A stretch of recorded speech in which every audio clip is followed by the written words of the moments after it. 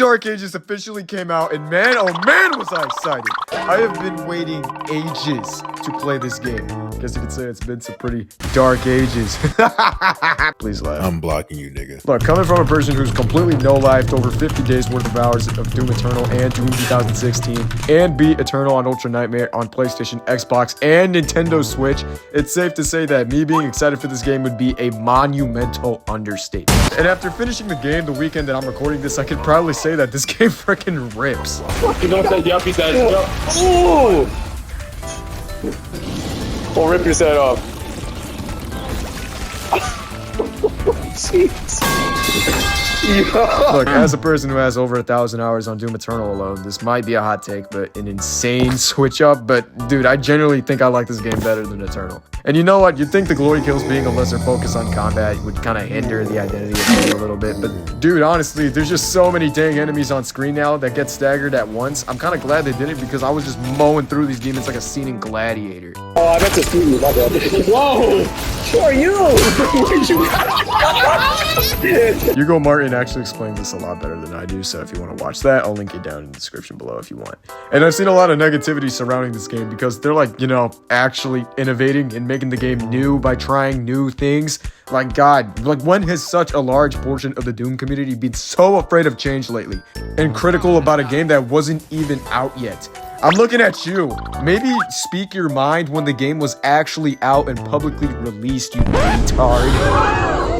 Yeah, I said that word. Sue me. Also, I kind of just want to point out that this game is kind of difficult. I've heard a lot of people saying that the Dark Ages is a lot easier than Doom Eternal and 2016, but like, are we playing the same game? Because some of these arenas and bosses were kicking my ass.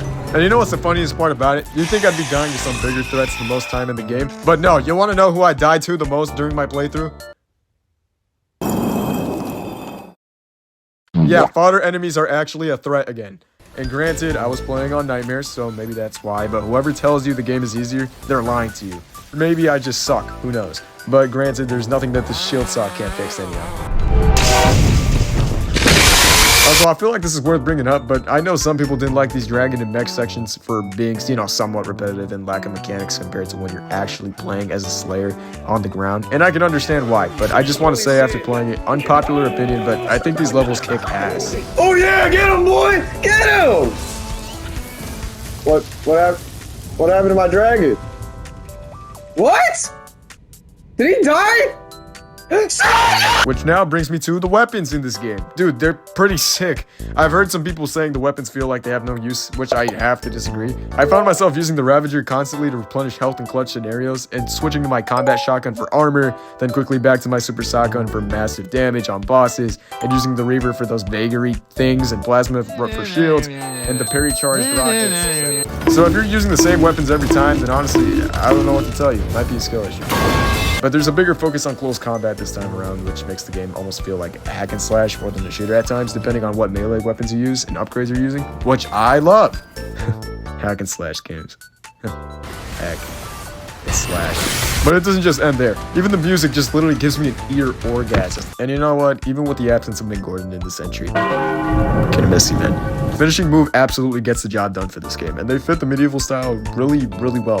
And I could absolutely respect their work, and I swear, I just want to say to the people taking out frustration on Finishing Move for essentially not being Mick, you guys actually suck, okay? Please get a grip, and maybe a job too while you're at it. Although realistically nothing will ever compare to Mick, I think they did a great job fitting the style for this game, which landed a spot on my Spotify playlist, so an A- on their part. But now comes to my literal title of this video. Will this win Game of the Year? Realistically, no, probably not. And I know damn well GTA 6 is going to cock-block every single game coming out this year. But to me personally, this is my Game of the Year, and I hope it is for you too, for whoever's playing it. After 100%ing the game, I could proudly say that this game was definitely worth making me go broke. And if you want a bone-crunching fantasy experience, then I highly suggest you pick this up, but that's about it. If this is your first time discovering this channel and made it this far, I warmly welcome you. Feel free to stick around. I don't really post as often as I should be, but I'm trying my best here. Anywho, happy slaying, and I'll see you guys next time.